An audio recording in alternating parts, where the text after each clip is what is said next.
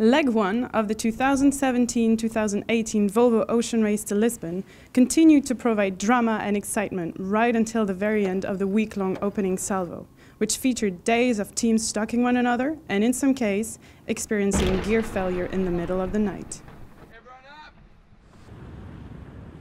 Oh, the pins come out of the furling unit under load and the sails dropped in the piss. I don't know how, but we've recovered really nicely. Could have cost us 3 spots just then. Vestas 11th Hour Racing continued to defend the lead that established within a day of the start, sailing a near-perfect leg. Simon Fisher, navigator of Vestas 11th Hour Racing, maximizing every opportunity in the varying weather to hold back Spanish team Mapfre's continued attacks.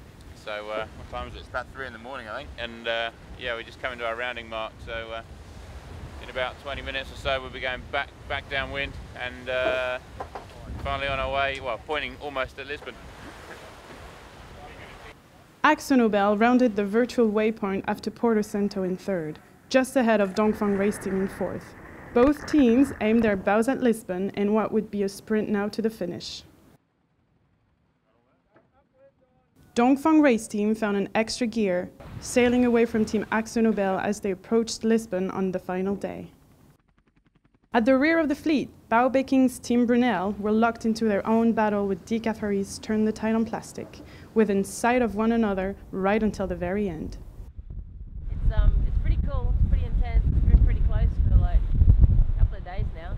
They're about 400 metres in front of us, sailing a little bit higher, and we've got like, I don't know, 12 to 14 knots of breeze, so it's just in the crossover of a couple of sails, and we're on different sails at the moment, and we're doing the same speed and same height.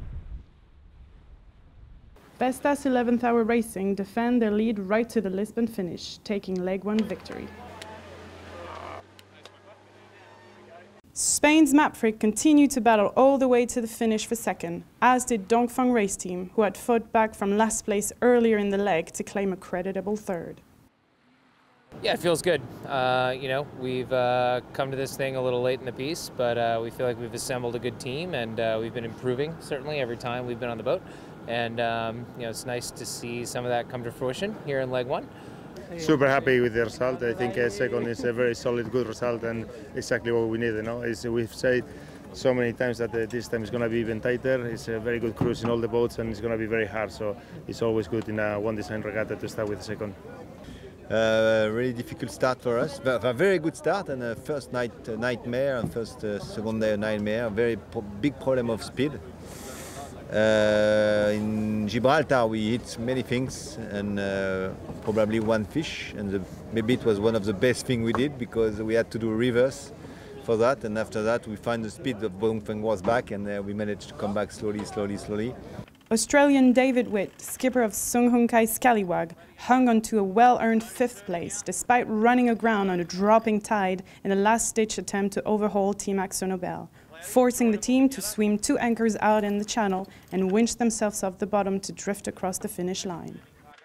We gave ourselves every chance to beat Akzo by coming along the shoreline where the breeze was, and then obviously the breeze died out and we got stuck on the bottom, and Parko and Goffey had to swim with the anchor at 90 degrees out to get us off the bank so we didn't hit the rocks, and then pull the sails down and drift in the current across the finish line.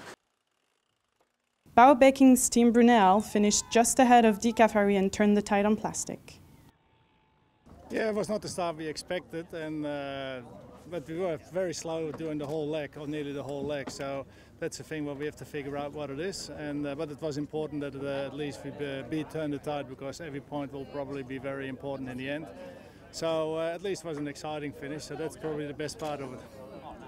The week-long Lisbon stopover gives the teams a chance to regroup and prepare for the upcoming 7,000 nautical mile marathon to Cape Town, South Africa, starting Sunday.